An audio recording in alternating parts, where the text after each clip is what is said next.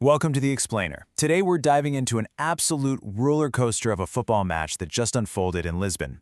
We're talking about the massive European qualifier for the 2026 World Cup between Portugal and Hungary.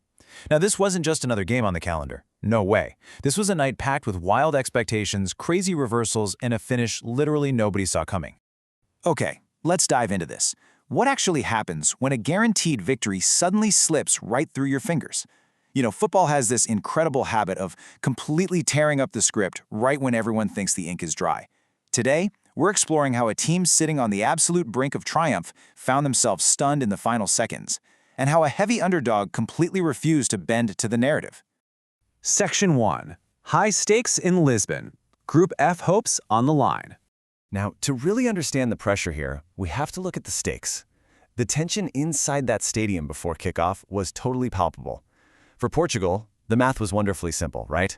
A victory tonight practically guarantees their ticket to the 2026 World Cup. They were basically 90 minutes away from booking their flights. But Hungary? They weren't just showing up to be a stepping stone. A win would be their first ever victory over Portugal, violently injecting uncertainty back into the group and keeping their own hopes alive. So it's the classic unstoppable force meeting a really desperate team fighting for survival. Section 2. A shocking early lead. Hungary stuns the hosts. So the whistle blows and the expected script gets utterly flipped on its head. Against all odds, Hungary strikes first. It started with this really ambitious shot on goal. Portugal's keeper, Diego Costa, got down well to save it, but the ball bounced out into this super awkward position. And right there, ready to pounce, was Atello Jai. He converts the rebound, and just like that, Hungary takes an early lead. I mean, the home crowd in Lisbon was instantly silenced. You could hear a pin drop. And this wasn't just any goal, this was the very first goal Hungary had ever scored in a qualifying match on Portuguese soil. They didn't just take the lead, they literally made history right then and there. The traveling supporters went absolutely wild. This single moment completely shattered the dynamic of the whole qualifier. Portugal wasn't just coasting to qualification anymore, they were in an absolute dogfight.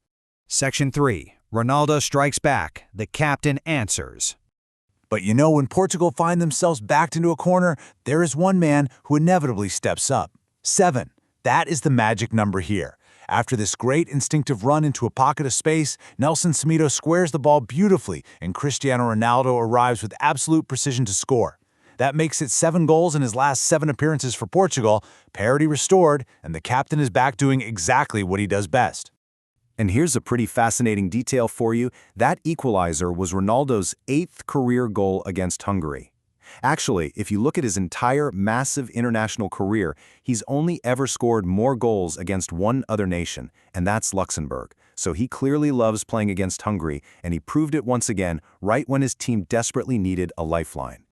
Just look at how this first half played out. It's a total roller coaster. Early on, Atello Jai stuns everyone and scores for Hungary. Then, mid-half, Ronaldo answers back. But wait, he wasn't done.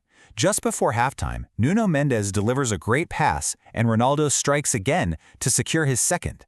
In the span of 45 minutes, Cristiano essentially dragged his nation by the collar from a shocking deficit into the lead right before the break. Coming out of the locker room, things just exploded. The second half was this frantic, edge-of-your-seat chaos. I mean, the near misses were insane. Bruno Fernandes opens up and hits the post. Moments later, Ruben Dias smashes a huge effort off the upright. But Hungary was fighting back fiercely too. Ayla Shaloi aired this magnificent cross shot that actually bounced off the underside of the crossbar and somehow stayed out. Ruben Dias even had to make a crazy reaction clearance to stop a guaranteed equalizer. The goals just refused to go in, but the tension was completely off the charts. So the crucial point is, as the dust starts to settle, Ronaldo is eventually subbed out. No hat-trick for him tonight, but he leaves the pitch thinking he's done enough, right? His 2 goals have Portugal sitting pretty, seemingly on the absolute brink of sending him to his 6th World Cup. The stadium is buzzing, everyone's feeling good, and it feels like it's just about seeing out the clock. Section 4. The stoppage time stunner. The 91st minute heartbreak. But we all know football is a 90-plus minute game. As that clock ticked down with the home crowd practically tasting the celebration, everyone in Lisbon was asking, would they actually punch their ticket tonight? 91, the 91st minute. Right as the game ticks over into stoppage time, this seemingly impossible pass gets played in completely behind the Portuguese defense. And then, absolute heartbreak for the hosts. Dominic Jabalai makes a brilliant run, gets onto the ball, and scores his 17th international goal to equalize the match at 2-2.